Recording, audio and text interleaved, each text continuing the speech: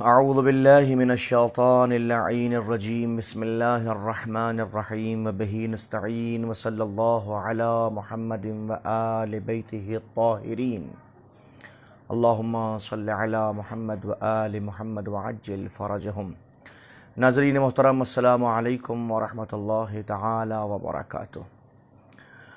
ماہ مبارک رمضان میں پروردگار عالم آپ تمام حضرات کے اعمال صالحہ کو قبول فرمائے اور بحق محمد و آل محمد آپ کے ان مشقت بھرے روزوں کو جو آپ حضرات اس بہت گرم موسم میں وحدہ لا شریک پروردگار کی حکم کی اطاعت میں بجا لا رہے ہیں، پروردگار ان کو بھی قبول فرمائے اور آپ کو اس کی بہترین جزا عنایت فرمائے۔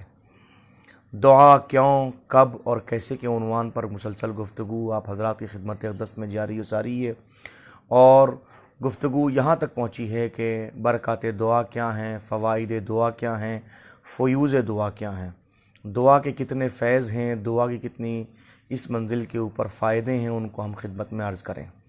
دعا مفتاح رحمت ہے، رحمت کی کنجی ہے، ہم نے آپ خدمت میں عرض کیا۔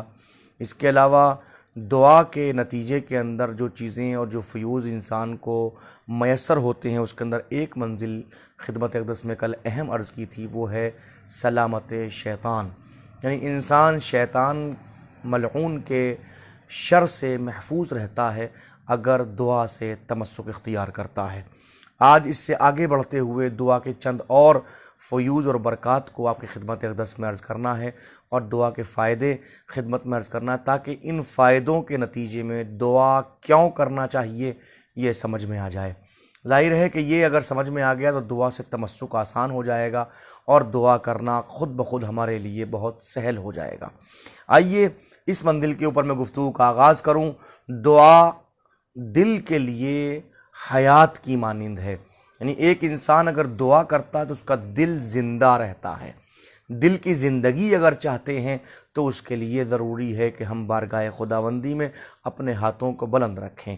آئیے حضور سرور کائنات حضرت محمد مصطفیٰ صلی اللہ علیہ وآلہ وسلم کا ارشاد گرامی پیش کروں، جہاں حضور فرماتے ان اللہ عز وجل لیحیی قلب المؤمن بالدعاء۔ حضور فرماتے بے شک اللہ مومن کے دل کو اس کی دعا کی بنیاد پہ زندگی عطا کرتا ہے۔ یعنی ایک مومن کا دل اگر زندہ رہتا ہے تو اس لیے زندہ رہتا ہے کہ وہ اپنے پروردگار کی بارگاہ میں مسلسل دعائیں کرتا رہتا ہے۔ تو اس کا مطلب اگر ایک انسان دعائیں پروردگار کی بارگاہ میں کرتا رہتا ہے تو اس کا دل زندہ رہتا ہے، تو دعائیں اس لیے کرنی چاہیے تاکہ ہمارا دل بھی زندہ رہے اور یہ زندگی کی علامتیں سامنے آتی رہیں۔ ایک منزل مزید دعا کے فیوز اور برکات جو معصومین کی احادیث سے موجود ہیں وہ یہ کہ اس دعا کے نتیجے میں انسان اپنے پروردگار کی بارگاہ میں قریب تر ہوتا ہے۔ یہ تقرب الی اللہ کا بہت بڑا ذریعہ ہے، یعنی اگر کہیں دعا نہ ہو تو انسان ممکن ہے کہ اللہ سے قریب نہ ہو۔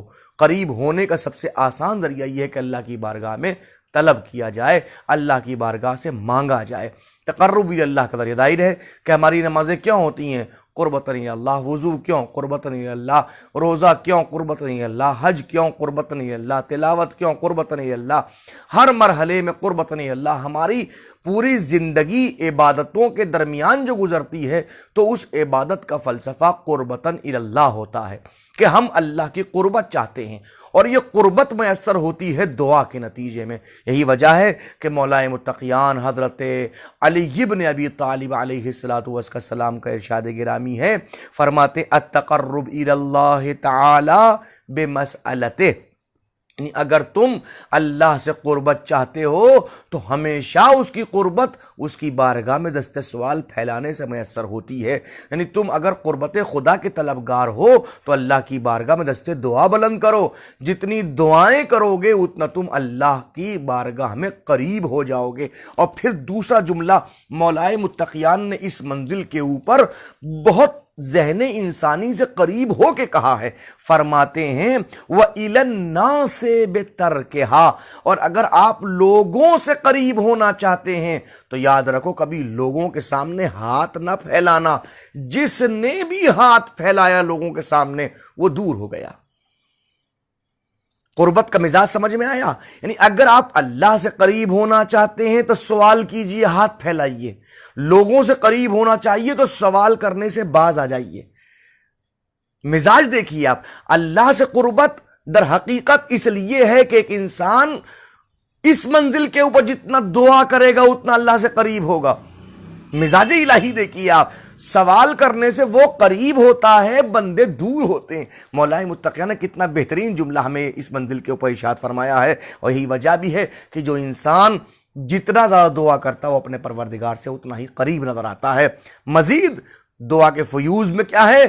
دعا کے فیوز میں یہ ہے کہ اگر کہیں حتمی منزلیں فیصلے کی ہو جاتی ہیں تب بھی وہ دعا کی بنیاد پہ فیصلہ ٹل جاتا ہے، قضا دور ہو جاتی ہے، قضا کا رد ہو جاتا ہے اگر ایک انسان دعائیں پروردگار کی بارگاہ میں کر رہا ہو. یہی وجہ ہے کہ حضور سرور کائنات صلی اللہ علیہ وآلہ وسلم کا ارشاد گرامی ہے، فرماتے ہیں انس بن مالک سے فرمایا حضور نے، یا انس، اے انس، اکثر من الدعاء، یاد رکھو دعاؤں میں اپنی کثرت رکھو، جتنا زیادہ ممکن ہو سکے اتنی اللہ کی بارگاہ میں مانگو.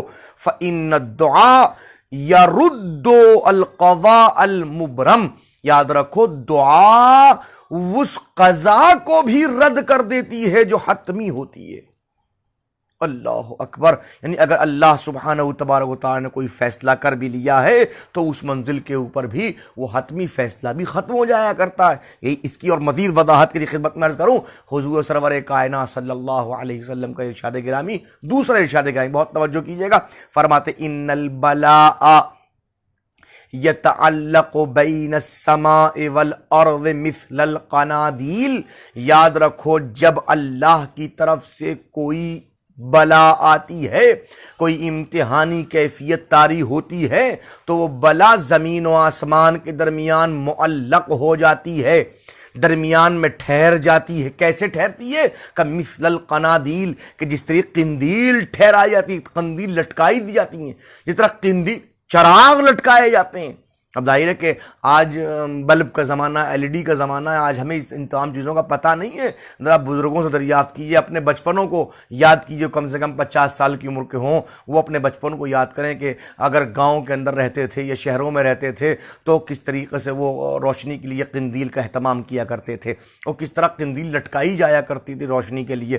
فرماتے ہیں کہ جب بلا آتی ہے اللہ کی طرف سے تو زمین و آسمان کی طرف بالکل ایسے ہی معلق ہو جاتی ہے کہ جیسے قندیل کو لٹکایا جاتا ہے، چراغ کو لٹکایا جاتا ہے. فرماتے فَإِذَا سَأَلَ الْعَبْدُ رَبَّهُ الْعَافِيَةَ، اب اگر کوئی بندہ اپنے پروردگار سے عافیت کا سوال کر لے اور اللہ کی بارگاہ میں ہاتھوں کو پھیلا دے، پروردگار میں تجھ سے اس بلا سے عافیت چاہتا ہوں، پروردگار میں اس بلا سے عافیت میں جانا چاہتا ہوں، فرماتے ہیں صرف اللہ تعالی البلاء عنہ، تو اللہ اس سے اس بلا کو الگ کر دیا کرتا ہے. وقد ابرم لہ ابراما، اگرچہ اللہ نے قطعی فیصلہ ہی کیوں نہ کر لیا ہو. غور کیا؟ یعنی کہ مولا حضور سرور کائنات کا یہ جملہ اس بات کی طرف غمازی کرتا ہے کہ اگر اللہ وحدہ لا شریک کسی کا فیصلہ کر بھی دے تو اور کوئی بندہ اللہ کی بارگاہ میں ہاتھوں کو اٹھا لے، غور کیجئے گا، تو پھر اس منزل کے اوپر نوعیت یہ ہوتی ہے کہ وہ بلا بھی ٹل جایا کرتی ہے. اور یہی وجہ بھی حضور سرور کائنات صلی اللہ علیہ وسلم کا ارشاد گرامی فرماتے لا یرد القضاء الا الدعاء، قضا کو کوئی رد نہیں کر سکتا، ہاں اس قضا کو رد کرنے کی صلاحیت اگر کسی میں ہے تو دعا میں ہے. یہ دعا کے فائدے ہیں. دعا کیوں؟ تاکہ اگر کوئی حتمی فیصلہ بھی، اے میرے مالک، اے میرے پروردگار، اے رب العالمین، اے قہار و جبار، اے رحمان و رحیم، اے لطیف و کریم، پوری کائنات کے اوپر اس وقت وبا طاری ہے، اے میرے معبود اگر تو نے حتمی فیصلہ بھی کر دیا ہے تو تمام بندے تیری بارگاہ میں دست دعا بلند کیے ہوئے ہیں، پروردگار تمام مومنین کو محفوظ فرما، پروردگار تمام مسلمین کو محفوظ فرما، پروردگار تمام عالم انسانیت کو محفوظ فرما، اس لیے کہ تیری بارگاہ میں دستے ثواب بلند کیے ہوئے ہیں. میرے معبود جو اس لیے ہیں کہ تاکہ تیرے وجود کا احساس ان کو ہو اور ان کو اس بات کا پتہ چلے کہ اگر یہ اس منزل سے پہلے تیری بارگاہ میں ہاتھ پھیلائے ہوتے تو ممکن ہے کہ اس بلا کو تو ان کے زبان پہ جملے آنے سے پہلے ہی رد کر دیا ہوتا، لیکن پروردگار اگر تو نے اس منزل کے اوپر اتنا دیکھا کہ یہ بندے پھر بھی تیری بارگاہ میں دستے سوال نہیں پھیلا پائے ہیں، تو پروردگار اس وقت پوری کائنات تیری بارگاہ میں ملتجی ہے۔ بڑے بڑے سپر پاور گھٹنوں کے بل کھڑے ہو گئے ہیں، کسی کی کوئی اوقات نہیں ہے، سب رو رہے ہیں، کسی میں کوئی جذبہ نہیں ہے، کسی میں کوئی طاقت نہیں ہے۔ میرے معبود تو قادر مطلق ہے، تو قدیر مطلق ہے، تو رحیم مطلق ہے، تو کریم مطلق ہے۔ میرے معبود پوری کائنات پہ رحم فرما۔ یقیناً تیری بارگاہ میں تو نے حتمی فیصلوں کو بھی رد کرنے کا حکم دعا کی بنیاد پہ رکھا ہے۔ پروردگار تیری بارگاہ میں تیرے بندے دعا کر رہے ہیں، اس مصیبت کو دور فرما۔ یہ مصیبت کو دور کرنا یہ بھی در حقیقت دعا ہی کی بنیاد کے اوپر ہوتا ہے۔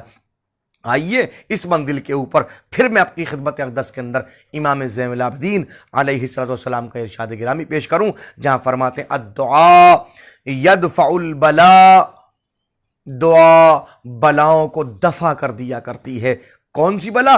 النازل، جو نازل ہو رہی ہے اس کو بھی دور کر دیتی ہے، وما لم ینزل، اور جو نازل نہیں ہوئی ہے، ہونے والی ہے، ابھی تک نہیں ہوئی، ہوگی، اللہ اس کو بھی دعا کی بنیاد پر دفع کر دیا کرتا ہے۔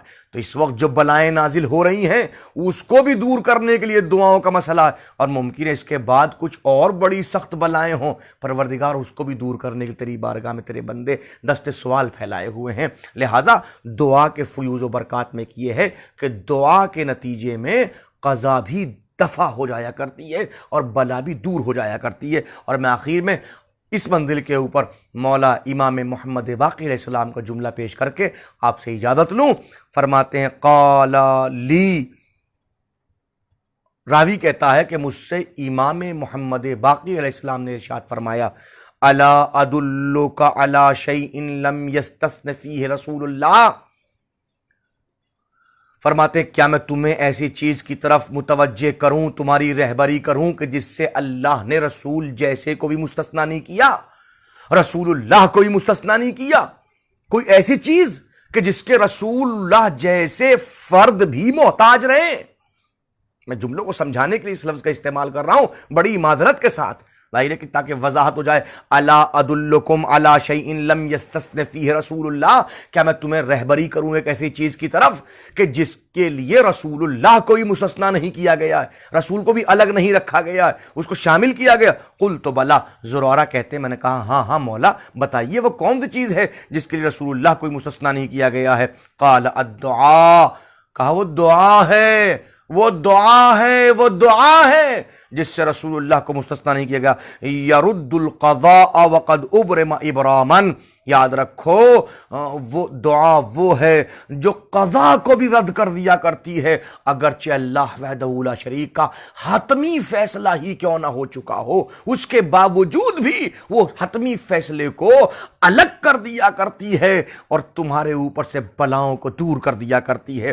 وضم اصابعہ، اور اس کے بعد ایک مرتبہ زرارہ کہتے ہیں میں نے دیکھا کہ مولا نے اپنی دونوں ہتھیلیوں کو اور اپنی انگلیوں کو ملا کے اللہ کی بارگاہ میں ہاتھ اٹھا دیے۔ پروردگار، میرے معبود، میرے کریم و رحیم پروردگار، تو ظاہر ہے میں سمجھتا ہوں اگر دعا کی حقیقت واضح ہو رہی ہو تو اس منزل کے اوپر جب پوری دنیا پریشان ہے، چاروں طرف وبا کا قہر ہے، ہر کوئی پریشان حال ہے، تو ایسے عالم میں ضروری ہے کہ کم سے کم ماہ مبارک رمضان کی ان منزلوں پر انشاءاللہ جب ہم اس موضوع کے دوسرے مرحلے پہ آئیں گے، کب کی منزلیں عرض کریں گے تو وہاں بتائیں گے خدمت اقدس کے اندر کہ دعائیں کب قبول ہوتی ہیں اور پھر کیسے کی منزلیں بھی ساتھ میں انشاءاللہ رکھیں گے تاکہ اس بات کو وضاحت کے ساتھ میں عرض کیا جا سکے۔ آج اشارہ کروں ماہ مبارک رمضان میں 2 وقت ایسے ہیں جس وقت دعا بہت جلدی قبول ہوتی ہے۔ 2 وقت یاد رکھیں، 2 وقت، ایک وقت سحر کا وقت ہے، جب انسان سحر کر کے نپٹے تو اس وقت اللہ کی بارگاہ میں دعا کرے، اللہ قبول کرتا ہے۔ دوسرا افطار کا وقت ہے، جب اللہ کی دسترخوان نعمت پہ انسان بیٹھا ہو، افطار کی منزلیں ہوں، تو اس وقت افطار کرنے سے پہلے اللہ کی بارگاہ میں ہاتھوں کو اٹھائے، پروردگار تیرے حکم کی اطاعت میں یہاں تک آیا ہوں، اب تیری بارگاہ میں ہاتھوں کو جوڑ کے عرض کر رہا ہوں، تمام مشکلات کو دور فرما۔ آئیے میں پھر آپ کی خدمت اقدس میں عرض کروں کہ الحمدللہ 2 درس روزانہ ہو رہے ہیں۔ صبح کو ٹھیک 11 بجے، وقت تبدیل ہو چکا ہے، صبح کو ٹھیک 11 بجے ہندوستانی ٹائم کے مطابق خاص موضوع اہمیت قرآن اور ماہ رمضان کے موضوع کے اوپر ٹھیک ہندوستانی ٹائم کے مطابق 11 بجے تشریف لے کے آئیں، اور رات کو ٹھیک 10 بجے دعا کیوں، کب اور کیسے کے عنوان پہ تشریف لے کے آئیں، اور ہمارے آفیشیلی پیج کو آپ تمام دوستوں میں، احباب میں، خانوادے میں اور تمام جاننے والے لوگوں میں شیئر کریں، اور ان سے کہیے وہ لائک کریں، فالو کریں، اور وقت معین پر تشریف لے کے آئیں، اور جو بات سمجھ میں نہ آ رہی ہو اس کو سوال کی شکل میں ہمیں ارسال فرمائیں۔ انشاءاللہ اگر کوئی سوال اس قسم کا ہوگا تو ہم آنے والی گفتگو میں اس سوال کا جواب آپ کی خدمت اقدس سے پیش کریں گے۔ والسلام علیکم ورحمۃ اللہ تعالی وبرکاتہ۔